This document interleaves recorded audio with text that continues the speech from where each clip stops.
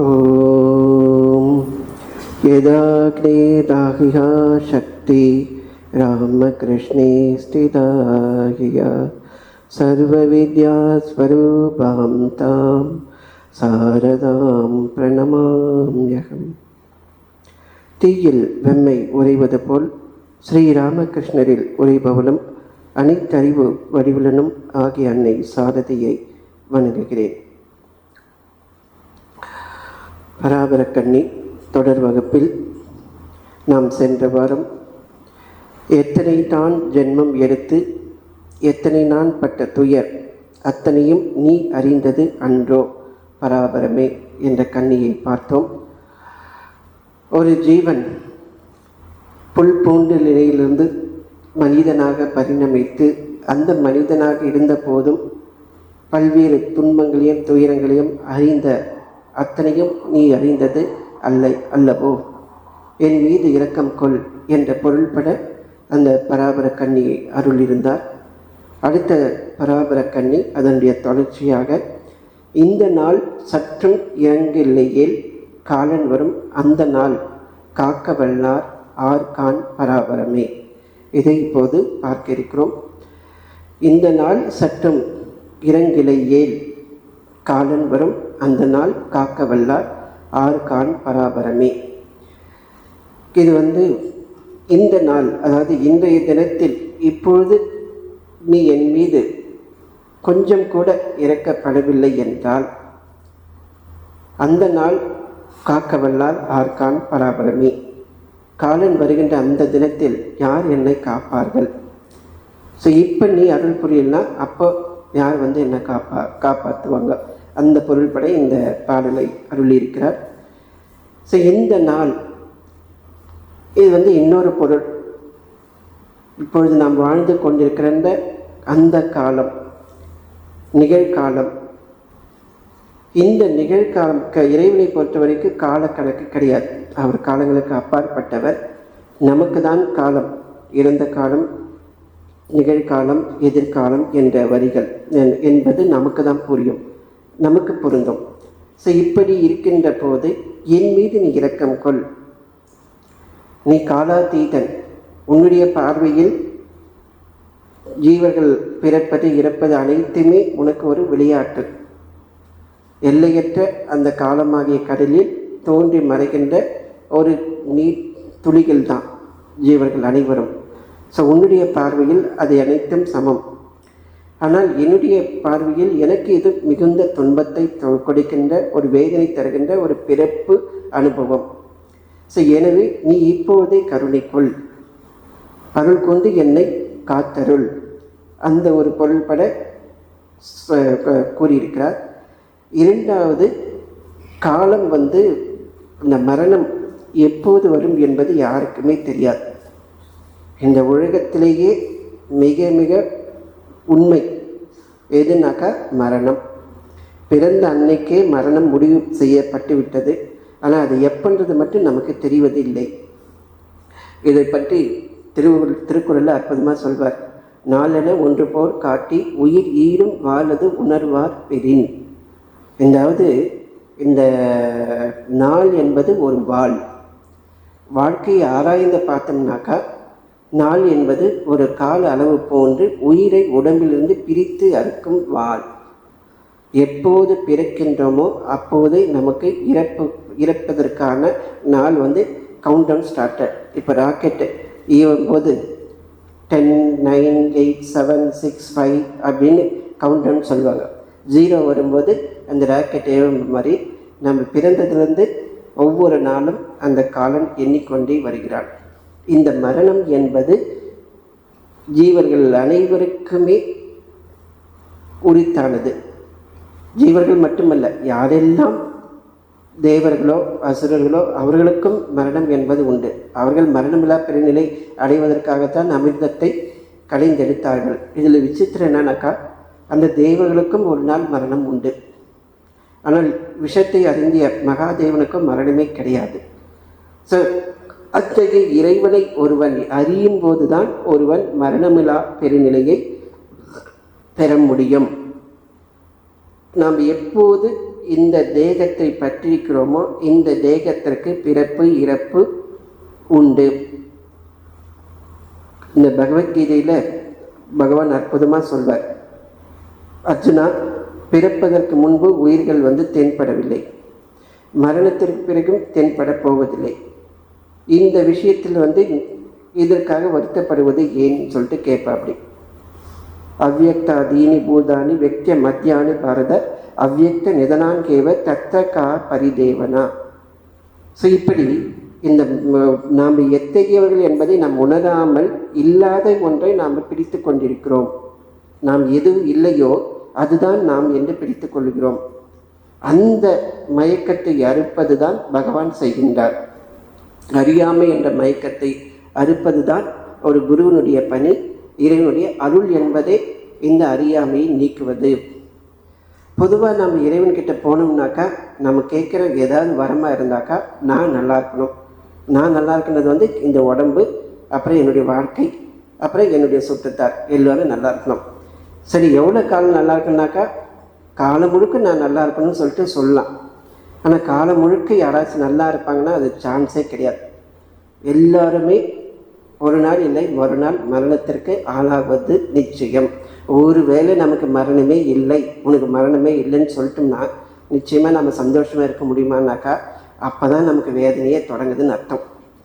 2 மாதத்துக்கு முன்னாடி நம்ம விஜயத்தில் ஒரு கதை, அது ஏற்கனவே இந்த வகுப்பில் சொல்லியிருக்குன்னு நினைக்கிறேன். ஒருத்தருக்கு ஒருத்தர் போயிட்டு, எனக்கு இந்த மாதிரி உடம்பு இவ்வளோ வேதனைப்படுது, முதுமை விட்டது, எனக்கு மரணம் வரப்பது, எனக்கு மரணமில்லா நிலையை தாருங்கள், இந்த விஷம் பரீட்சையெல்லாம் வேணாம், நீ போன்னு சொல்லிட்டு அந்த யோகி சொல்வார். அவர் இல்லை, எனக்கு நிச்சயமாக எனக்கு மரணமில்லா பெருநிலை, நான் சாகக்கூடாது, இந்த உடம்பு நிலைத்திருக்கணும், அதுக்கு நீங்கள் ஏதாவது பண்ணுங்க. சரி, நீ இவ்வளோ பிடிவாதம் பண்ணுற, இங்கிருந்து 6 மைல் தாண்டி போனாக்கா ஒரு ஏரி இருக்கும். அந்த ஏரி கரையில் ஒரு பர்டிகுலர் மரம், வித்தியாசமான மரம் இருக்கும். அந்த பழத்தை நீ சாப்பிட்டனாக்கா உனக்கு மரணமே கிடையாது அப்படின்னு சொல்லுவார். சரி, இவனு 6 மலை தாண்டி போய் அந்த ஏரி கரையோட பார்த்தா அங்கே ஒரு மரம் இருக்கும். அந்த பழத்தை பறித்து சாப்பிட போகும்போது யாரோ ஈன சுரத்தில் கத்திட்டு இருக்கிறாங்க. யாரான்னு பார்த்தா அங்கே ஒரு வயதான முதியவர், அசை கூட முடியாதவர், ஆனால் உடம்பு முழுக்க அவ்வளோ பலவீனமாக இருக்கிறார். முதுமைனா அப்படி ஒரு முதுமை. அவர்கிட்ட போகிற அப்படி, நீங்கள் யார், எதுக்கு இங்கே பார்த்துருக்கீங்க, உங்களுடைய உற்றார் உறவர் யாருமே கிடையாதுனா, அந்த கதை ஏன்பா கேட்குற, நான் சாகக்கூடாததுக்காக தான் இந்த மரத்துலேருந்து பழத்தை சாப்பிட்டுட்டேன், எனக்கு உடம்பு இந்த மாதிரி படுத்துருச்சு, நான் எப்போ சாகணும்னு சொல்லிட்டு சாவதற்காக வெயிட் பண்ணிகிட்டு இருக்கிறேன், அதனால தான் இப்படி ஒரு வேதனை அனுபவிச்சுட்டு இருக்கேன். எனக்கு பின்னாடி பிறந்தும் எல்லாருமே எப்போ போயிட்டாங்களோ அவங்க போய் சேர்ந்துட்டாங்க நிம்மதியாக, நான் தான் இங்கே வேதனையாக இருக்கிறேன். உடனே இவனுக்கு ஒரு ஆசை வந்துச்சு. சரி, நேராக அந்த யோகிக்கிட்ட போயிட்டு, வெறுமனே முதுமையோடு சாகாமல் இருக்கக்கூடாது, இளமையோடு நான் இருக்கணும், அதுக்கு என்ன வழி சொல்லுங்க, ஏன்னா இளமையோடு இருந்து ஆரோக்கியத்தோடு இருந்தாக்கா நான் நல்லா இருப்பேன், அதனால் ஆரோக்கியமும் இருக்கணும், இளமையும் இருக்கணும், மரணமே இருக்கக்கூடாது. சரி, நீ அதுக்கடுத்து ஒரு 6 மலையை தாண்டி அங்கே ஒரு ஏரி இருக்கும், அங்கே ஒரு மரம் இருக்கும், அந்த மரத்துடைய பழத்தை நீ சாப்பிட்டாக்கா உனக்கு இளமையோடு இருப்பேன், முதுமையும் இருக்காது அப்படின்னு சொல்லிட்டு அவர் சொல்வார். அவனை அதே மாதிரி போடுவான். கரெக்டாக அந்த மரத்தை சரியாக சாப்பிடும்போது யாரோ சண்டை போடுற குரல். அங்கே பார்த்தாக்கா 4 இளைஞர்கள் சண்டை போட்டுக்கிறாங்க. அவங்ககிட்ட போயிட்டு, என்ன விஷயம், எதுக்காக சண்டை போட்டு இருக்கீங்க? இவர் என்னுடைய அப்பா, இவருக்கு வயசு 200, எனக்கு வயசு 100. அவருடைய அப்பா அவர் அங்கே இருக்கிறார், அவருக்கு வயசு 400, இன்னொருத்தருக்கு 500. இப்போது இவங்க எதுக்காக சண்டை போட்டுக்கிறாங்கனாக்கா சொத்துக்காக. சொத்து நான் இன்னும் உயிரோடு இருக்கிறேன், நான் இன்னும் அனுபவிச்சே முடியல, அப்படி இருக்கும்போது நான் எப்படி என் பையனுக்கு தரது? இப்படி 4 பேர் சண்டை போட்டுட்டு இருக்காங்க. இது முடிவே இல்லாத ஒரு கூத்தாக நடந்துருக்கு. இவன் பார்த்தா நமக்கு இந்த வம்பே வேணாம், நம்ம பேசாமல் எப்படி இருக்குதோ அதே மாதிரி போகலான்னு சொல்லிட்டு போயிடுவாங்க. ஸோ இந்த மரணம் என்பதுனா இந்த உடம்புக்கு மரணம். ஆனால் உடம்பு இருக்கும்போதே யார் ஒருவன் உடம்புக்குள் இருக்கின்ற அந்த இறைவனை உணர்கிறானோ அவன் மரணமில்லா பெருநிலையை அடைகிறான்.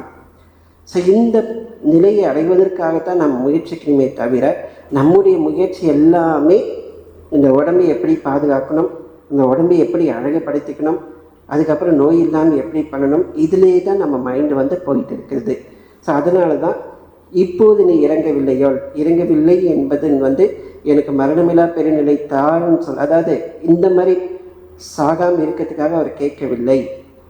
அறியாமையை நீ போக்காவிட்டால் மரணத்தின் போதும் அதே அறியாமை தான் இருக்கும். எனக்கு அந்த நேரத்துலையும் எனக்கு வந்து ஆசை இருக்கும். அந்த ஆசைக்கு ஏற்ப என்னுடைய பிறவிகள் அமையும். அப்படி இருக்கும்போது யார் என்னை அப்போது காப்பாற்றுவார்கள்?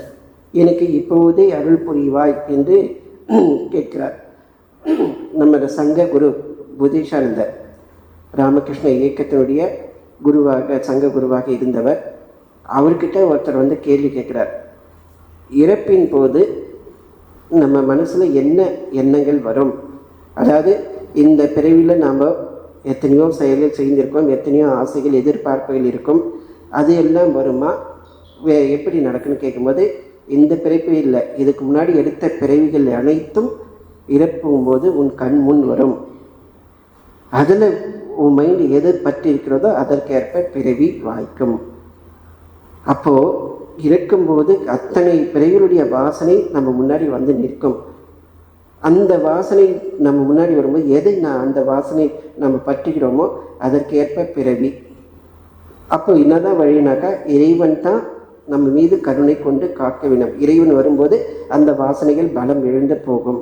அதனால தான் இறை நாமத்தை தொடர்ந்து ஜெபம் செய்வது, தியானம் செய்வது, ஆன்மீக பயிற்சிகள் செய்வது அனைத்துமே அந்த மரண சமயத்தில் நாம் இறைவனை நினைப்பதற்காகத்தான் இந்த பயிற்சிகள். அப்கோர்ஸ் ஒருவர் வந்து நல்ல ஆன்மீக சாதனை செய்து முன்னாடியே இறை தரிசனம் பெற்றுவிட்டார் என்றால் அவர்களுக்கு வந்து அந்த இறை ஸ்மரணம் எப்போதும் இருக்கும். ஏன்னா இறைவனடி தரிசனம் கிடைத்தாலே அந்த இறைநிலை அடைந்ததாக அர்த்தம். ஆகவே அந்த இறைநிலையை ஒருவர் உணர்ந்து விட்டால் மரணம் அடைகின்றவருக்கு அவர்கள் வந்து ஜீவன் முக்தராக இருப்பார்கள். அவர்களுக்கு மரணம் என்பது ஒரு விளையாட்டு. அவர்களை தவிர்த்து, அதாவது இறை அனுபூதி பெறாத மற்றவர்களை தவிர்த்து எல்லோருக்குமே இந்த ஒரு நிலை என்னன்னாக்கா, மரணத்தின் போது மறுபிறவி உண்டாகுவதற்கான ஒரு வாசல். மரணம் என்பது மறுபிறவிக்கான ஒரு வாசல். ஸோ அந்த மறுபடியும் நான் பிறக்க போகிறேன். ஏற்கனவே நான் பிறந்த ஜென்மம் இங்கே ஏற்கனவே இதுக்கு முன்னாடி நம்ம பராபர கண்ணியை பார்த்தோம். எத்தனை தான் ஜென்மம் எடுத்து அத்தனை வேதனைப்பட்டது உனக்கு தெரியாதா? அப்படி இருக்கும்போது இந்த பிறவிலையும் நான் வந்து அந்த அனுபூதி பெறாமல் உலக வாசனையோடு இறந்து போனால் மறுபடியும் நான் ஜென்மம் எடுப்பேன். இந்த பிறவியில் ஏதோ நான் வந்து உன்னை இந்த மாதிரி பிரார்த்தனை செய்கிறேன், என்னை காப்பாற்றுங்கள், எனக்கு ஆன்மீக அனுபூதி கொடுங்கள் என்று பிரார்த்தனை செய்கிறேன். ஆனால் அடுத்த பிறவியில் நான் எங்கே பிறப்பேன்? இது போன்ற ஒரு ஞானம் எனக்கு வாய்க்குமா? யாராவது குரு வாய்ப்பார்களா? எதுவும் எனக்கு தெரியாது. ஆகவே இப்போது நீ என்னை காக்காவிட்டால் அந்த நாள், காலன் வருகின்ற அந்த நாள் யார் என்னை காப்பாற்றுவார்? ஆகவே தான் மரணத்திற்கு நாம் தயாராகி கொள்ள வேண்டும். சுவாமி விவேகானந்தர் கல்கத்தாவில் இருக்கும்போது 4 இளைஞர்கள், கல்லூரி மாணவர்கள் அவரை பார்க்கறதுக்காக போவாங்க. அப்போ அவங்ககிட்டலாம் பல விஷயங்களெல்லாம் சொல்லிட்ட பிறகு சுவாமிஜி கேட்பார், இதை பாருங்கள், வாழ்க்கையில் மிக முக்கியமான உண்மை என்னன்னு கேட்பா. அப்படி எல்லோரும் ஒவ்வொன்றும் சொல்வாங்க. கடைசியாக சுவாமிஜி வந்து சொல்வார், வாழ்க்கையில் மிக முக்கியமான உண்மை எதுனாக்கா மரணம். மரணத்தை பற்றி எப்போதும் சிந்தனை செய்யுங்கள் அப்படின்னு சொல்வார். அப்போ ஒருத்தர் கேட்பா, அப்படி மரணத்தை பற்றி சிந்தனை பண்ணிக்கிட்டே இருந்தாக்கா ஒரு பயமாக இருக்காதா? பயம் இருக்கும். ஆனால் தொடர்ந்து நீங்கள் சிந்தனை செய்ய செய்ய உள்ளே உறங்குகின்ற ஆன்மா விழித்தெழும். அப்போது நீங்கள் புதிய பலம் பெறுவீர்கள் அப்படின்னு சுவாமிஜி சொல்வார். ஒரு முறை சுவாமிஜியோட டிசைபிள் அவருக்கு ஒரு பக்தர் கேட்குறார் சுவாமிஜி கிட்ட, நான் உங்கள் சீடராக ஆனாக்கா என்ன பலன் கிடைக்கும்?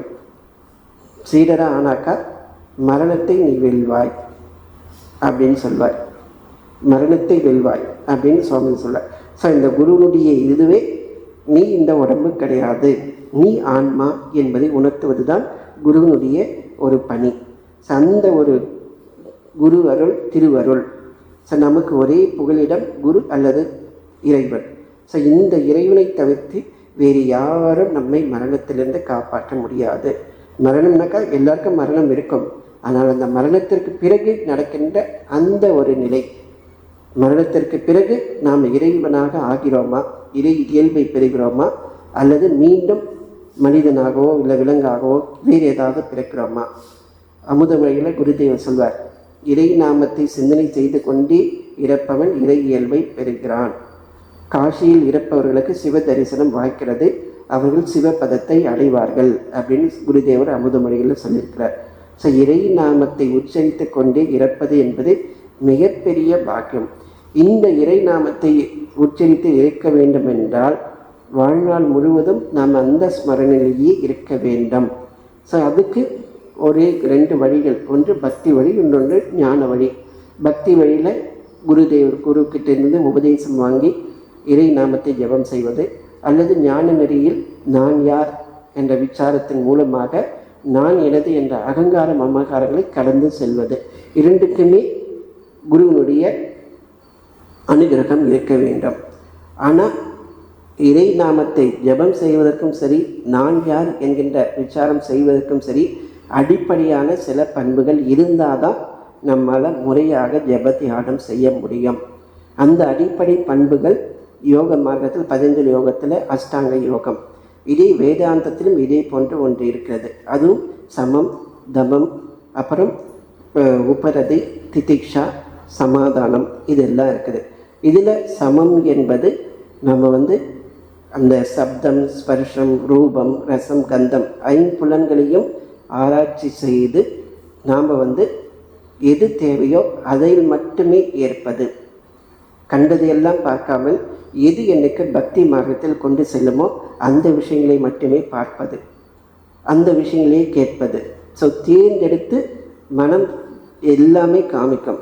அதில் எது தேவையோ அதை மட்டும் நாம் ஏற்றுக்கொள்வது சமம், வேண்டாதெல்லாம் விட்டுவிடுவது சமம். தமம், அதாவது புலன்கள் பல விஷயங்களெல்லாம் நமக்கு கொண்டு ஆசையை கலப்போம். அந்த ஆசைகள், அதாவது அந்த கர்மேந்திரியங்கள், அந்த கர்மேந்திரியங்களை கட்டுப்படுத்துவது, கை கால் இயக்கம், இது எல்லாமே கட்டுப்படுத்துவது. இதுக்கு எல்லாமே மன அடக்கம். மன அடக்கம் என்றது தமம் என்று சொல்லலாம். இந்த ஞானேந்திரியங்கள் எடுத்துக்கிட்டோன்னா கண், காது, மூக்கு, நாக்கு, தோல். கர்மேந்திரியங்கள் எடுத்துக்கிட்டால் கை, கால், வாய், மலவாய், பிறப்புறுப்பு. ஸோ இவை அனைத்தையும் நாம் கட்டுப்படுத்துவது. இதற்கு யோகாசனமும் முயற்சி செய்ய பெரிய அளவில் உதவி செய்யும். அடுத்ததாக மன அடக்கம். மன அடக்கம் வேணும்னாக்கா விவேகம் நமக்கு தேவை. விவேகம் என்பது எது உண்மை, எது பொய், எது நிலையானது, எது நிலையற்றது என்பதை ஆராய்ந்து நிலையான பரம்பொருளிலே மனத்தை வைப்பது விவேகம். வைராகியம் என்பது பல நேரங்களில் மனம் அலைப்பாயும். அவற்றையெல்லாம் ஏற்காமல் ஒரே விஷயத்திலேயே உறுதியோடு இருப்பது அந்த வைராகியம். இந்த வைராகியம், விவேகம்தான் ஒரு ஆன்மீக சாதகனுடைய உயிர் மூச்சாக இருக்க வேண்டும். இது இருந்தால் தான் அடுத்துதான் நமக்கு வரும். அது என்னன்னாக்கா இந்த சமம், தமம். இதற்கு அடுத்ததாக உப்பரதி.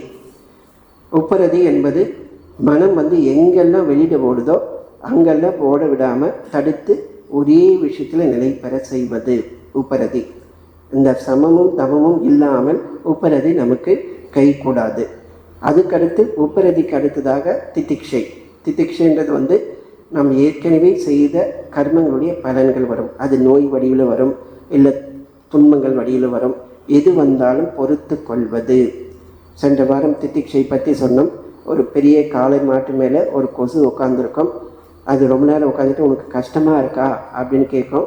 எனக்கு நீ உன்னோட குடும்பத்தை மொத்தத்தையும் உட்கார வச்சு எனக்கு அதனால் ஒன்றும் கஷ்டமே இல்லைன்னு சொல்லும். அந்த மாதிரி நமக்கு எத்தகைய துன்பங்கள் வந்தாலும் அவற்றை இது போன்ற ஒரு மனநிலையோடு சகித்து கொள்ள வேண்டும். நான் யார்? நான் ஆத்மஸ்வரூபி அல்லது இறைவனுடைய குழந்தை. எனக்கு இந்த பிறப்பற்ற இறப்பற்ற மரணமே இல்லாத ஒரு நிலை, அதுதான் என்னுடைய உண்மையான இயல்பு, அதுதான் என்னுடைய உண்மையான இருப்பிடம். நான் இங்கே வந்திருப்பது ஒரு குறிப்பிட்ட காலம், குறிப்பிட்ட கர்மத்தை செய்வதற்காக வந்திருக்கிறேன். இதை முடித்த பிறகு நான் அங்கே செல்வேன். மற்றபடி எனக்கும் மற்றதுக்கும் சம்பந்தம் இல்லை. இந்த மாதிரி ஒரே லட்சியத்தில் மனத்தை வைத்து நம்முடைய கர்மங்களை செய்வது. எது நடந்தாலும் திதிக்ஷை, எந்த விதமான கம்ப்ளைண்ட்டும் பகவான்கிட்ட சொல்லாமல் பொறுத்து கொள்வது. எப்போ நம்ம கோபப்படுகிறோம்னா, எப்போ நம்ம பொறுமை இருக்குனாக்கா நான் ஏதோ ஒன்று எதிர்பார்க்குறேன், அந்த எதிர்பார்ப்பது நடக்கலைனாக்கா எனக்கு கோபம் வருது, அங்கலாய்ப்பு. இது இருக்கும்போதே நாம் இந்த உடம்பை சார்ந்தவர்கள், நான் இந்த உடம்பு என்ற ஒரு அபிமானத்தோடு இருப்பதை இது காமிக்குது. ஸோ திதிக்ஷை என்பது இந்த உடல் தருகின்ற வேதனைகளை பொறுத்து கொள்வதுனாக்கா பல்ல கழிச்சிட்டு பொறுத்து கொள்வதில்லை, சாட்சியாக பார்ப்பது. எது நடந்தாலும் சாட்சியாக பார்ப்பது. எனக்கு உடம்புக்கு உடம்பு சரியில்லைன்னா வேண்டிய எல்லாம் பண்ணணும், ஆனால் அதே நேரத்தில் பற்றற்று இருப்பது. ஸோ அந்த மாதிரி அந்த திதிக்ஷை, இந்த திதிக்ஷை இருந்தால் தான் அடுத்தது ஸ்ரத்தைனாக்கா இறைவனிடத்தில் பரிபூர்ண நம்பிக்கை, சாஸ்திர வாக்கியத்தில் நம்பிக்கை. இது போன்ற மகான்கள் சொன்னதுலெல்லாம் நம்பிக்கை அப்போ தான் நமக்கு வரும். அப்போ தான் நம்ம முழு மூச்சோடு ஆன்ம சாதனைகளை நாம் செய்வோம். ஸோ இந்த விவேகம், வைராகியம், இந்திரிய நிகிரகம் இது எல்லாமே இந்த சமம், தமம், இந்த திதிக்ஷை இதெல்லாம் பழகினாதான் இந்த ஸ்ரத்தை நமக்கு வரும். ஸ்ரத்தைக்கு அடுத்தது சமாதானம், அதாவது ஒரே இடத்தில் மனத்தை குவிப்பது, தியான நிலை நமக்கு கிடைக்கும். அந்த தியான நிலை சமாதானத்துக்கு அப்புறமா தான் நமக்கு அந்த கைவல்ய நிலை நமக்கு உண்டாகும். ஸோ இப்படி இந்த ஒரு வாழ்க்கை என்பதே இந்த இறைநிலை அடைவதற்காக, இந்த பண்புகளை கடைபிடிப்பதற்காக ஏற்பட்டதை தவிர மற்ற விஷயங்களை, சொத்து சுகமோ மற்ற இதுவோ எல்லாம் சேர்க்கலாம், ஆனால் அது எல்லாமே நிலையற்றது. மரணத்தின் போது அவற்றை நாம் விட்டு செல்ல வேண்டும் என்பதை நாம் உணர்ந்து கொள்ள வேண்டும். ஸோ இந்த நிலை, அதாவது மரணத்தின் போது இறைவனுடைய ஸ்மரணை வரணுனாக்கா இந்த அபியாசங்கள், இந்த பண்புகளை நாம் கடைபிடித்து கொண்டே வந்தால்தான் கடைசி காலத்தில் அது நடக்கும். இல்லாவிட்டால் நாம் ஜெபம் பண்ணிக்கிட்டே இருக்கலாம், டெய்லி ஒரு 1000 முறையோ இல்லை 5000 முறையோ 10,000 தடவையோ பண்ணலாம். ஆனால் மனப்பூர்வமாக நாம் பண்ணாவிட்டால் மரண சமயத்தில் அந்த சிந்தனை வராது. கிளிக்கு நம்ம சிவான்னு சொல்லி கற்றுக்கிட்டு இருப்போம், அது எல்லா நேரமும் சொல்லும்.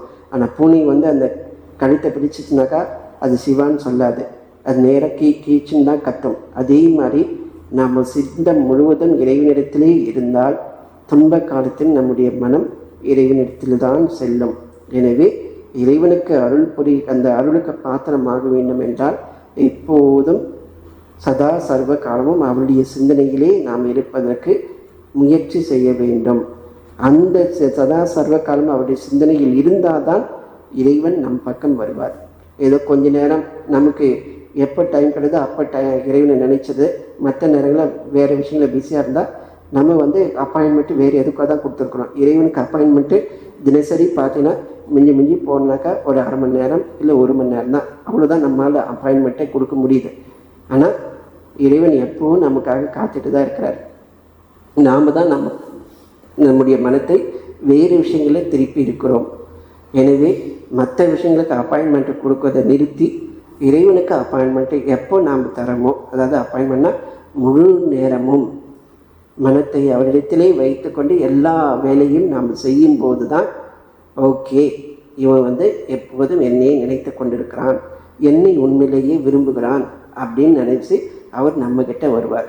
அவருக்கு நம்மளை பற்றி எல்லாம் நல்லாவே தெரியும், அகமும் புறமும் எல்லாமே நமக்கு தெரியும், அவருக்கு தெரியும். உண்மையான ஏக்கம் இருந்தால் அவர் நிச்சயம் தன்னை மறைத்து கொள்ள மாட்டார். அந்த பரிபூர்ணமான ஏக்கம், மன ஏக்கம்தான் இறைவனை நம்மிடத்தில் கொண்டு வருவதற்கான உபாயம். அந்த ஜபத்தியானம் எல்லாமே இந்த மன ஏக்கத்தோடு செய்யும்போது தான் பலன் கிடைக்கும். ஸ்ரீ ராமகிருஷ்ணர்கிட்ட கேட்பாங்க, இறைவனை அடைவதற்கு வழி என்னன்னு கேட்கும்போது 2: மன ஏக்கம், பிரார்த்தனை. ஜபத்தியானம் எல்லாம் கூட அவர் சொல்ல, இதுதான் சொல்லியிருக்கிறார். உண்மையான மன ஏக்கத்தோடு ஜபத்தியானம் செய்தால், பிரார்த்தனை செய்தால் நிச்சயம் அவர் வருவார். அந்த ஏக்கம் எப்போ வருனாக்கா, உலகத்தில் இருக்கிற விஷயங்கள் எல்லாமே நிலையற்றது, இறைவனை தவிர்த்து வேறு யாரும் எனக்கு உதவி செய்யக்கூடியவர் எவரும் இல்லை, இறைவனை தவிர்த்து நிரந்தரமான உறவு வேறு எதுவும் இந்த உலகில் இல்லை, இந்த உடம்பே என்னுடையது கிடையாது, இறைவன் மட்டுமே எனக்கு உறவு, அந்த ஒரு எண்ணம் இருந்தால், அந்த அவனை அடைய வேண்டும் என்ற ஆவல் இருந்தால் நம்முடைய முயற்சிகள் அனைத்தும் அவர் பக்கமாகவே இருக்கும். எந்த செயல் செய்தாலும் அவருக்காகவே செய்வார்கள். நாம் நினைக்கலாம் இதெல்லாம் சொல்கிறவங்க பகவான் பிறப்பு இறப்பு, ஆனால் உண்மையிலே மரண சமயத்தில் என்ன நடக்குன்னு யாருக்கு தெரியும்? ஒருவேளை நல்லது நடந்தாலும் நடக்கலாமே அப்படின்னு சொல்லலாம். இந்த உலகத்தில் பலர் அந்த நாத்திக எழுத்தாளர்கள் அவருடைய மரணத்தின் போது நடந்த சம்பவங்கள் பற்றி குறிப்பிட்டிருக்கிறாங்க. வால்டேர் இவர் பிரெஞ்சு நாத்திக எழுத்தாளர். பிரெஞ்சு புரட்சியில் அவர் அரும் பங்கு ஆற்றியிருக்கிறார். அவர் அரசியல், மதம் இதை பற்றியெல்லாம் பல கருத்துக்களை கொண்டிருக்கிறார். அப்போ அவருக்கு மரண படுக்கையில் மரண சமயத்தில் அவர் சொல்கிறார், ஆண்டவனும் என்னை கைவிட்டு விட்டான், மக்களும் என்னை கைவிட்டு விட்டார்கள். 6 மாதங்களுக்கு என்னுடைய உயிரை தக்க வைத்து தாருங்கள் என்று நான் தாருங்கள், என்னுடைய பாதி சொத்தை தருகிறேன், நான் இருக்க போகிறேன், என் நரகத்தை என் கண்ணு முன்னாடி நான் பார்க்குறேன்னு கடைசி அவர் சொல்கிறார். அடுத்தது சர் தாமஸ், அவர் ஆங்கிலேய நாத்திகர். நான் இவ்வளோ காலம் கடவுளை நம்பலை, நரகத்தை கூட நம்பலை, ஆனால் இப்போ கடவுளை இருப்பதான் உணர்றேன், நான் இப்போ நரகத்தினுடைய விளிம்பிலே இருப்பதை பார்க்குறேன் அப்படின்னு அவர் சொல்லியிருக்கிறார். அவர் பேர் சர் தாமஸ். அடுத்தது சர்ச் அவர் சாத்தானின் பைபிள்னு சொல்லிட்டு ஒரு நூலை எழுதியிருக்கிறார். அவர் கடைசி நேரத்தில் சொல்கிறார், நான் மகா பாதக செயலை செய்து விட்டேன், ஆண்டவன் என்னை மன்னிக்காவிட்டால் நான் கொடியவர்களில், அதாவது கொடிய பாவைகளில் ஒருவன் என்பதில் எனக்கு சந்தேகமே இல்லை அப்படின்னு சொல்கிறாரு. அடுத்தது பிரெஞ்சு மன்னர் 7ஆம் சார்லஸ். அவர் பல்லாயிரக்கணக்கான மக்களை கொன்று குவித்திருக்கிறார். அவர் மரணப்படுக்கையில் சொல்கிறாரு, நான் கொண்டவங்க எல்லாரும் என் முன்னாடி நிற்கிறாங்கோ, என்னுடைய கெட்ட முடிவை நான் பார்க்குறேன், யாரெல்லாம் நான் கொலை பண்ணனோ அவங்க எல்லாரும் என் முன்னாடி நிற்கிறாங்கோ, என்னுடைய கெட்ட முடிவை நான் பார்க்குறேன்னு சொல்லியிருக்கிறார். அடுத்து இன்னொருத்தர் தாமஸ்ன்னு சொல்லிட்டு, நான் இப்போது இருண்ட பாதாளத்தில் குதிக்கப் போகிறேன், இந்த நேரத்தில் இந்த உலகம் என் கைவசம் இருந்தால் ஒரு நாள் மாத்திரம் வாழ அதற்கு கொடுப்பேன் அப்படின்னு அவர் சொல்லியிருக்கிறார். இன்னொரு நாத்திக எழுத்தாளர் மாஸ் பெயின், இந்த உலகம் அது போன்றும் இருந்தால் நான் கொடுத்து விட்டு வேதனைந்து தப்பிப்பேன், என்னை தள்ளியே விடாதீர்கள், என்னை தள்ளி விடாதீர்கள், நான் நரக விளிம்பில் இருக்கிறேன், சைத்தானின் நண்பனாக நான் இருக்கிறேன். இது மரணப்படுக்கையில் அவர் சொன்னார். இன்னொன்று ஸ்காட்லாந்து நாத்திகர் வரலாற்று ஆசிரியர் டேவிட் ஹியூம், என்னை காப்பாற்றுங்கள், நரக நெருப்பு என்னை சுடுகிறது அப்படின்னு அவர் சொல்கிறார். அவர் அந்த நேரத்தில் அவர் பார்க்குறவங்கெல்லாம் பரிதாப நிலையில் இருக்கிறதா அவங்க சொல்லியிருக்கிறாங்க. இதே மாதிரி இன்னும் நிறைய ஒரு லிஸ்ட் இருக்குது, அதெல்லாம் சொன்னோம்னாக்கா டைம் இருக்காது.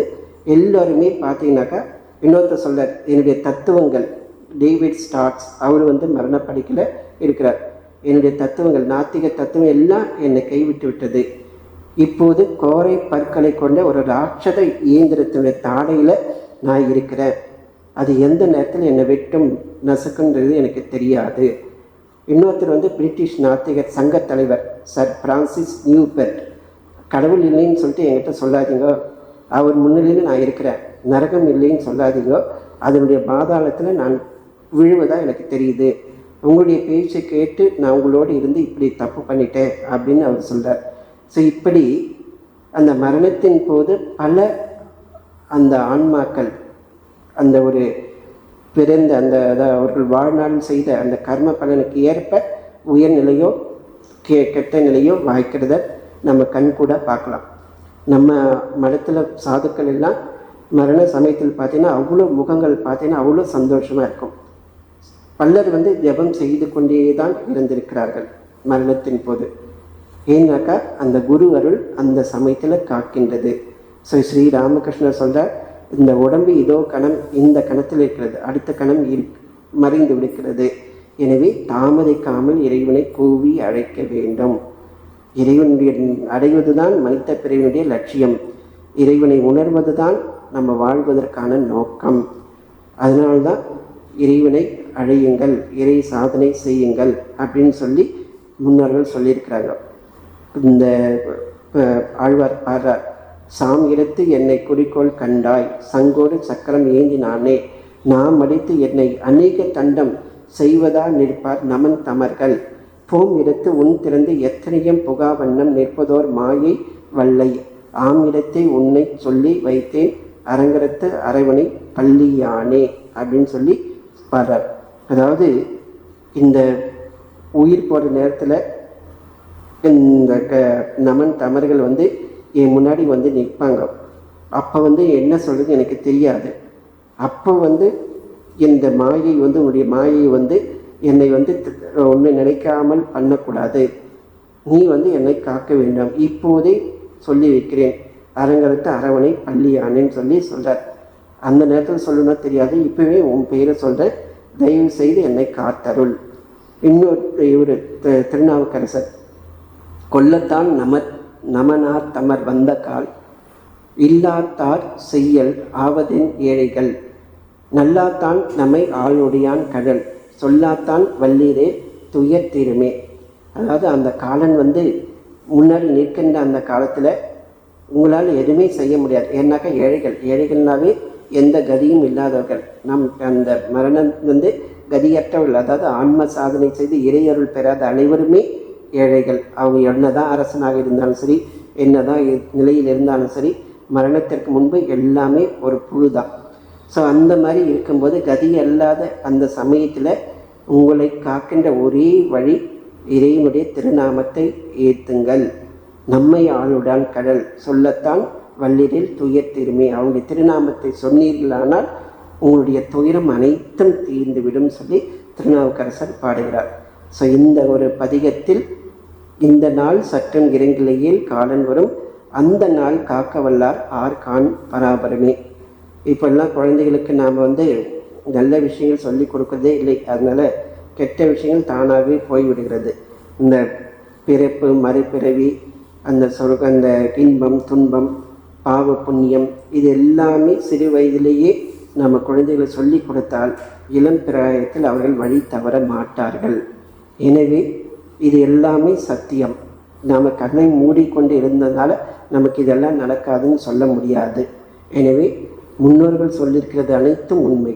எனவே அந்த சத்திய நிஷ்டை, சத்திய வாழ்க்கை, இறைவனை பற்றி வாழ்கின்ற இந்த வாழ்க்கை, ஸோ இறைவனை உற்ற துணை, இறைவனை தவிர்த்து மற்ற அனைத்தும் அனித்தியம். ஸோ இப்படி இருந்த நிலையில் இன்னொரு பாடல் தாய்மலர் சொல்கிறார், உற்று உற்று நாடி உள்ள மருண்ட பாவியை நீ சற்று இறங்கி ஆளத்தகாதோ பராபரமே.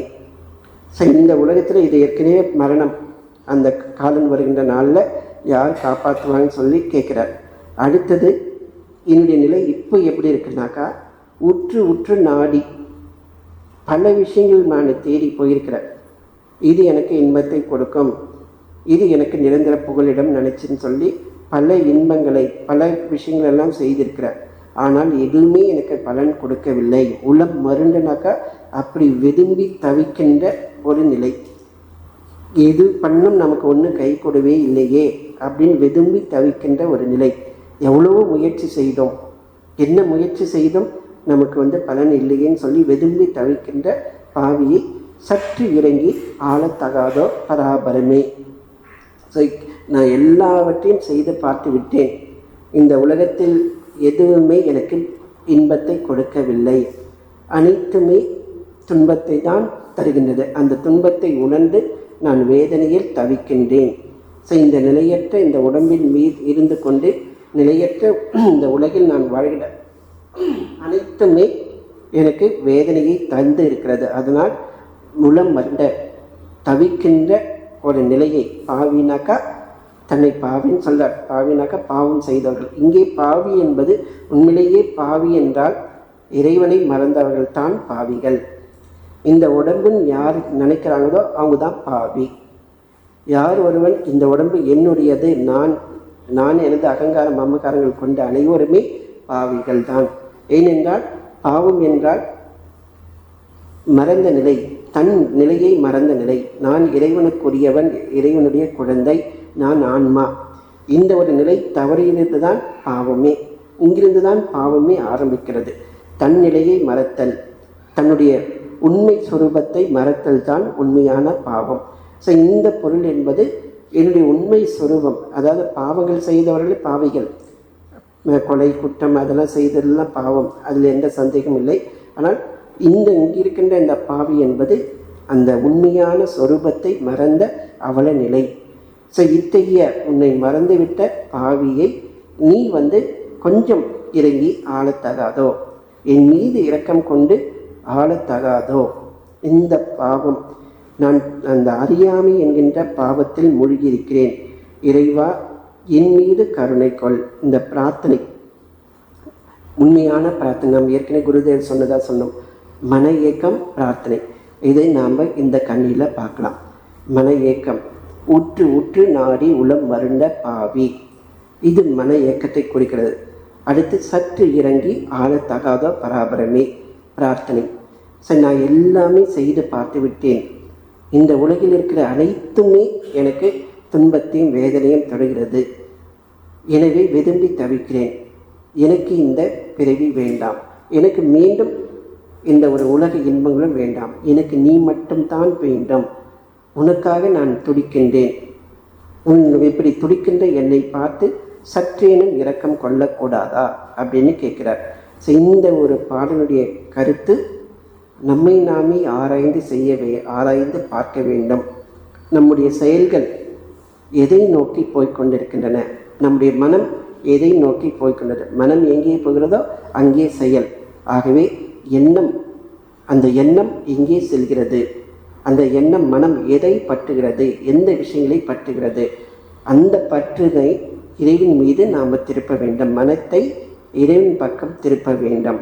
ஸோ இறைவன் பக்கம் திருப்ப வேண்டும் என்றால் ஆராய்ச்சி, நிலையற்றவர்கள் பற்றிய ஆராய்ச்சி, எது நிலையானது எது நிலையற்றது ஆராய்ந்து நிலையானதில் மட்டுமே உறுதியாக வைக்கின்ற திறன், அதற்காக ஏக்கம். அந்த ஏக்கத்தை தான் இந்த பாடலில் தாயுமானவர் குறிப்பிடுகிறார். ஸோ இந்த உள்ளம் மருண்ட நிலை பற்றி சித்பவானந்தர் கூறுகிறார். துன்பத்தில் வருந்துகின்ற ஜீவன் வருந்துகின்ற வேளையில் அந்த துன்பத்தினுடைய ஆதியோ அந்தத்தையோ காணாதவனாக இருக்கிறான். அப்படி ஒரு கொடிய வேதனை, நரக வேதனை. துன்பம் என்பது உங்களுடைய வாழ்க்கையில் அனுபவிச்சிருக்கீங்க. இது வரைக்கும் வந்த பெரிய துன்பங்கள் எல்லாம் கூட பல உங்களுடைய வாழ்க்கையில் சந்தித்திருக்கலாம். ஆனால் உண்மையான துன்பம் நம்ம ஆதியோ அந்தத்தையோ காணாத ஒரு நிலை. இதற்கு முன்னாடி நாம் எந்த பிறவியில் எப்படி இருந்தோம், இனிமேல் மரணத்திற்கு பிறகு நாம் எப்படி இருப்போம், இதுக்கு தோற்றம் முடிவும் எப்போது எங்கே தொடங்குகிறது, இந்த ஒரு நிலை பரிதாப நிலை, இதுதான் மருண்ட நிலை. ஸோ இந்த பிறவி பிணி, அந்த பிறவி பிணியில் நாம் துடிக்கின்ற நிலைத்தான் மருண்ட நிலை. ஸோ பிறவி பிணியின் கொடுமையை உலகப்பற்றுடையவன் அறிந்து கொள்வதில்லை. அவன் ஒட்டகத்து நிலையிலே இருக்கிறான். முச்செடியை தின்று அதனுடைய உடலில் ரத்தம் வடியும், ஆனாலும் முச்செடியை தின்பதை ஒட்டகம் நிறுத்துவதில்லை. அவங்களுக்கு பார்த்தீங்கன்னாக்கா நல்லாவே தெரியும், எது பண்ணால் துன்பம் தெரியும், ஆனாலும் அது துன்பம் பண்ணுவாங்க. ரொம்ப நேரம் டிவி பார்த்தாக்கா கண்ணுக்கெடும், ரொம்ப நேரம் பல விஷயங்கள் இந்த சீரியலெல்லாம் பார்த்தாக்கா மனசுக்கெடும் தெரியும், ஆனாலும் நம்ம பார்க்கறது விடுறதில்லை. மொபைல் ஃபோன் 5 மணி நேரம் 6 மணி நேரம் நோண்டதை நம்ம விடுறதில்லை.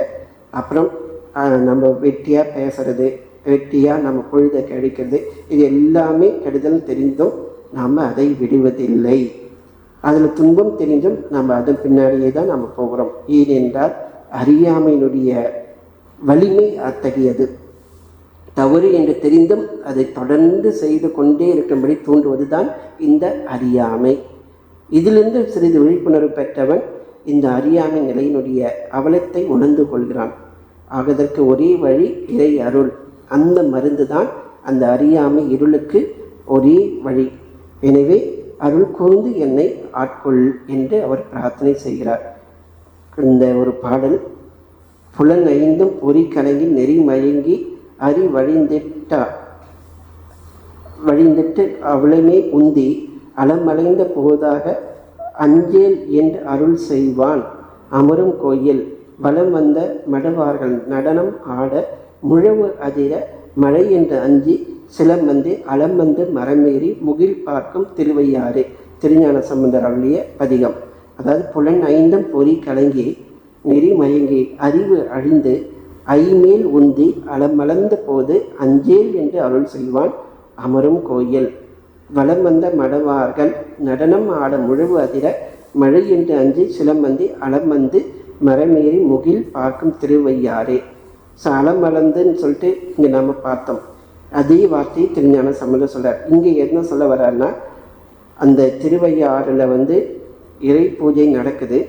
அந்த சமயத்தில் எல்லோருமே பலவிதமான முழக்கங்கள், வாத்தியங்கள் இசைத்து நடனம் ஆடுறாங்க. அந்த வாத்திய இசை கேட்கும்போது இடி இடித்து மழை வர்ற மாதிரி ஒரு இது, அந்த அளவுக்கு சத்தம், இடி இடித்தா எப்படி சத்தம் இருக்குமோ அந்த அளவுக்கு ஒரு சத்தம். இதை கேட்ட இந்த குரங்குகள் எல்லாம் மரத்தின் உச்சியில் மேலே போயிட்டு மழை வருதான்னு சொல்லிட்டு பார்க்குறாங்க. அலமளந்து பதறி துடித்து. ஸோ அந்த ஒரு அத்தகைய ஒரு திருவையாறில் இறைவன் இருக்கின்றார். அவர் என்ன பண்ணுறார் அந்த கோயிலில் அப்படின்னு பார்த்தா, புலன் ஐந்தும் பொறி கடங்கி நெறி மயங்கி அறிவு அறிந்து ஐமேல் உந்தி அலமளந்த போது அஞ்சேல் என்று அருள் செய்வான். 5 புலன்களும் கலக்கம் அடைந்து வழியே தெரியாமல் அறிவு அழிந்து அந்த 5 ஆசைகள் உந்தி தள்ளும்போது இறுதி காலம் வருது. எங்கே போவோம், எப்படி இருப்போம்னு பரிதவிக்கிற அந்த நிலையில் இறைவன் நம் முன் தோன்றி அவள் அச்சப்படாதே அஞ்சேல் என்று சொல்லி அருள் செய்வான். இறைவனுடைய கோயிலை நாடுங்கள் அப்படின்னு திருஞான சம்பந்தர் சொல்றார். இதே இன்னொரு பாடல். மருளாவா மனத்தனாகி மயங்கினேன் மதியில்லாதேன் இருளாவா அறுக்கும் எந்த இணையடி நீடில் என்னும் அருள்வாய் பெறுதல் அன்றி அஞ்சி நான் அலமந்தேற்கு பொருள்வா தந்தவாறே போது போய் புலந்து அன்றே. இந்த மருள் மயக்கம், இந்த மயக்கத்தினால ஆசை, இந்த ஆசையினால் பொய்யானது உண்மை நான் நினச்சிட்டு இருக்கிறேன். பொய்யான இந்த உடம்பு உண்மை நான் நினச்சதுனால்தான் எனக்கு உலக விஷயங்களில் ஆசை உண்டாகிறது. உலக விஷயங்கள் நிலையற்றவை என்ற ஞானமும் நமக்கு தெரியாது. ஆனால் இந்த ஞானம் எனக்கு தோன்றிய போது உண்மையை அறிவதற்கு நான் ஆசைப்பட்டேன். எனவே இறைவா என்னை ஆட்கொள். மெய்ஞானம் இல்லாதனால நான் நிலையற்ற உலகினை உலகப் பொருள்களையும் உண்மையை நினைச்சு அவைகள் மேலே பற்று கொண்டு அதனால் ஏற்பட்ட மயக்கமுடைய மனத்தனாக இருந்து வந்தேன். எனவே இந்த மயக்கத்தை அறுக்கின்ற இறைவா, உன்னுடைய திருவடி நிழலை அடைந்து உன்னுடைய அருளை விரும்பி நான் வந்திருக்கிறேன். நான் முன்னாடி அப்படி இருந்தேன், உன்னுடைய அருளை வேண்டாதவனாக உலகப்பற்று உடையவனாக இருந்தேன். ஆனால் எப்போ சிவபெருமான் மேலே எனக்கு விருப்பம் உண்டானதோ அப்போ இருள் மறைந்து ஞான ஒளி தோன்றியது. இவ்வாறு கெட்ட காலத்தை போக்கி நல்ல காலம் விடியுமாறு செய்தவர் இறைவன் அப்படின்னு சொல்றார். அருள்வாய் பெறுதல் அஞ்சி நான் அலமந்தேற்கு பொருளாவா தந்தவாறே போது போய் புலர்ந்தது அன்றே. ஸோ இறை அருள் ஒன்று மட்டும்தான் நமக்கு இந்த வேதனைகளை துடைக்கும். ஆகவே செய்ய வேண்டியது அனைத்தும் இறை அருளை பெறுவதற்காக நாம் வாழ வேண்டும். நாம் வாழ்கின்ற வாழ்க்கை பொருளை பெறுவதற்காக, அடுத்து பிரியமானவருடைய அன்பை பெறுவதற்காக, அப்புறம் பிரியமான விஷயங்களை அனுபவிப்பதற்காக என்று இருக்கிறது. ஸோ பொருள் அது நிலையற்றது. பிரியமானவருடைய அந்த பிரியமும் பார்த்தீங்கன்னாக்கா அவங்களுடைய நிபந்தனை, அதாவது அவங்களுடைய எதிர்பார்ப்புக்கு ஏற்றபடி நாம் இருந்தோம்னாக்கா அவங்களுடைய அன்பும் ஆதரவும் நமக்கு இருக்கும். அவங்களுடைய எதிர்பார்ப்புக்கு மாறாக இருந்ததுனாக்கா யாராக இருந்தாலும் சரி நம்மை வெறுப்பார்கள். அது கணவனாகட்டும், மனைவியாகட்டும், பிள்ளைகளாகட்டும், நண்பர்களாகட்டும், யாராக இருந்தாலும் எனக்கு ஏற்ற மாதிரி நீங்கள் இருக்கின்றீர்களா, இங்கே தான் அப்படி அதுக்கு மாறாக நடந்து விட்டால் அவ்வளோதான், அந்த உறவு பிரிந்துவிடும். எனவே மனிதர்களாகட்டும் சரி, பொருள் எப்பவுமே நமக்கு இன்பத்தை கொடுக்காது. ஃபுல்லாக நமக்கு ஐஸ்வர்யம் நிறைந்திருந்தாலும் நோய் வந்தபோது அந்த நோய் தீர்ப்பதற்கு அந்த பொருள் உதவி செய்யாது. மருந்துகள் இருந்தாலும் கொடிய நோய் வந்தால் அந்த மருந்தும் தீர்க்காது. எனவே அந்த பொருளினாலும் கடைசி வரைக்கும் துணை செய்யாது. மனிதர்களும் சரி, பொருளும் சரி, எல்லாமே நிலையற்றவை. அப்போ நிலையானது என்ன? இந்த உணர்வு. எந்த உணர்வினால் நாம் சிந்தனை செய்கிறோமோ, நான் இந்த உடம்புன்னு சொல்லிட்டு உணர்கிறோமோ, அந்த உணர்வினுடைய மூலத்தை நாட வேண்டும். நாம் இந்த உணர்வை புற விஷயங்களை பெருக்குவதற்காக பயன்படுத்தி கொண்டிருக்கிறோம்.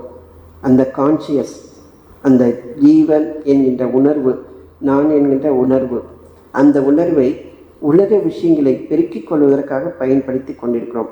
இதனை இறை பக்கமாக திருப்ப வேண்டும். இந்த உணர்வு, நான் என்கின்ற உணர்வு என்ன? இதற்கு ஆதியாக இருப்பது என்ன? என் உள்ளிருந்து இயக்குவது யார்? மனத்தையும் புத்தியையும் இயக்குவது யார்?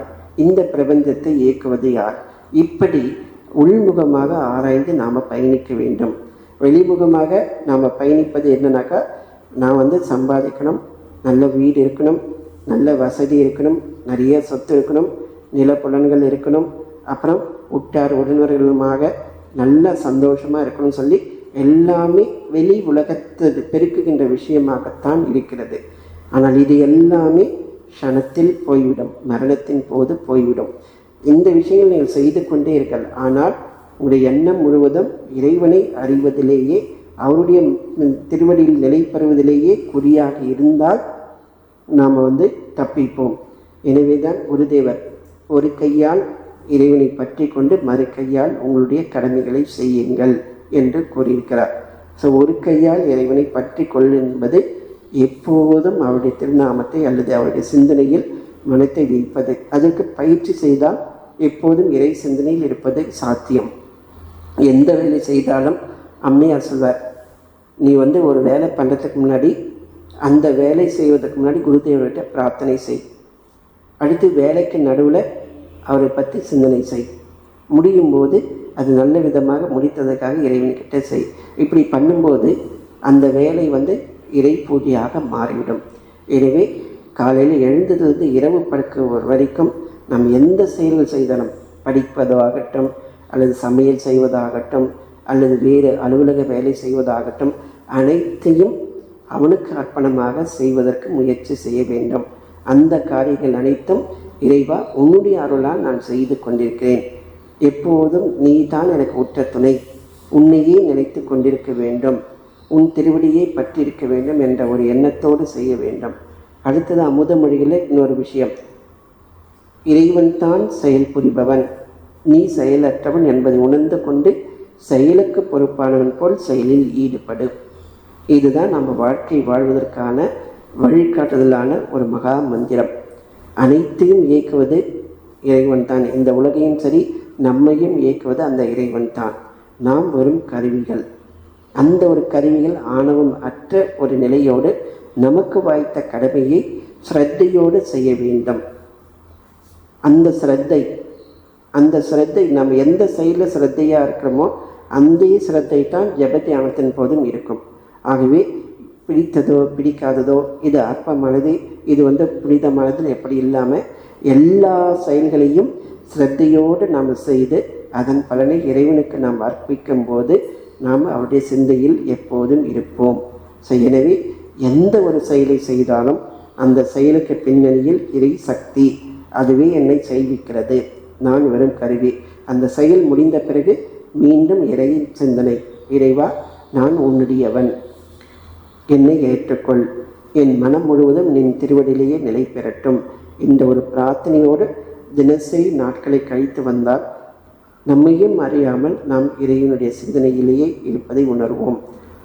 அன்னியார்கிட்ட ஒரு பெண்மணி கேட்பார், ஆன்மீக வாழ்க்கையுடைய ரகசியம் என்னன்னு கேட்கும்போது கடிகாரம் டக் டக்குன்னு சொல்லிட்டு இருக்கும். அந்த கடிகாரத்தை கொண்டு இறை நாமத்தை உச்சரித்து கொண்டே வா, அது போதும் அப்படின்னு சொல்லுவாங்க. ஸோ எப்போதும் இறை ஸ்மரணம் என்பது இதர் இறை நாமத்தை ஜெபம் செய்து கொண்டிருப்பது, அல்லது செயல்கள் செய்யும்போது அந்த செயலுடைய பலனை இறைவனுக்கு அர்ப்பணம் செய்வதற்காக செய்கிறேன் என்ற மனநிலையோடு செய்வது. எந்த செயல் செய்தாலும் சரி, கோயிலில் கைங்கரியம் பண்ணும்போது இறைவனுக்காக பண்ணுறேன் என்ற ஒரு உணர்வு இருக்கும், நம்ம பக்தியோடு செய்வோம். அதே உணர்வு எல்லா காலத்திலும் எல்லா செயலிலும் நம்மால் கொண்டு வர முடிந்தால் நாம் எல்லா நேரத்திலும் இறைவனை நினைக்கிறோம் என்பது அர்த்தம். ஸோ எந்த ஒரு செயலுமே அற்பமானது கிடையாது. சமையல் செய்தால் இந்த சமையல் பகவானுடைய குழந்தைகளுக்காக செய்யப்படுகிறது, இறைவனுக்காக செய்யப்படுகிறது, அந்த மனநிலையோடு செய்வது. இப்படி அனைத்தையும் இறைமயமாக நாம் செய்து வந்தால் அந்த இறை சிந்தனை சிறிது சிறிதாக வலுப்படும். அதன் பிறகு நாம் ஜெப தியானம் செய்வதற்கு உட்காரும்போது மனம் தானாகவே ஒருமுகப்படும். எனவே நாம் என்னதான் இந்த உலகத்தில் அடைந்திருந்தாலும், எத்தகைய ஒரு நிலை அடைந்திருந்தாலும், அவை அனைத்துமே இறுதி காலத்தில் எதுவுமே பலன் தராது. எனவே எது நிலையானது எது நிலையற்றது என்பதை உணர்ந்து நிலையானதை அடைவதற்கு நாம் பாடுபட வேண்டும். அதைத்தான் தாய்மானுடைய இந்த பராபர கன்னிகள் திரும்ப திரும்ப வலியுறுத்துகின்றன. அனைத்தும் நிலையற்றது, அனைத்து அனுபவங்களும் முடிவில்லாத வேதனையை தருகின்றன. எனவே மக்களை இறைவனை நாடுங்கள், இறைவனிடத்தில் பிரார்த்தனை செய்யுங்கள். பல கன்னிகளில் இதையே தான் நம்ம பார்க்குறோம். எத்தனை தான் ஜென்மம் எடுத்து எத்தனை நான் பட்ட துயர் அத்தனையும் நீ அறிந்தது அன்றோ பராபரமே, இந்த நாள் சற்றும் இறங்கில்லையல் காலன் வரும் அந்த நாள் காக்க வல்லார் ஆர் பராபரமே. உற்று உற்று நாடி உளம் மருண்ட பாவியை நீ சற்று இறங்கி ஆளத்தகாத பராபரமே. அந்த ஒரு கன்னிகளை பார்த்தோம். வரும் வியாழன், அடுத்த வியாழன் நாம் ஊரில் இல்லை. அதனால் அதற்கு அடுத்த வியாழன் இந்த பராபர கன்னிகையினுடைய தொடர்ச்சியை பார்க்கலாம். அந்த அடுத்த வகுப்பில் என் அளவும் நின்னை விட இலா எனை மயக்கில் தள்ளுதலால் என்னன் பலன் சார்த்தாய் பராபரமே. இறைவா, உனக்கும் எனக்கும் உள்ள அந்த ஒரு உறவை நான் மயங்கி புறக்கணித்து விட்டால் அதனால் என்ன பலன்? அந்த பொருள் பட இருக்கின்ற ஒரு பராபர கன்னியை அடுத்த வாரம் நாம் பார்க்கலாம். ஓம் சாந்தி சாந்தி சாந்தி. ஹரி ஓம் தசத். ஸ்ரீராமகிருஷ்ணார்பணமஸ்து.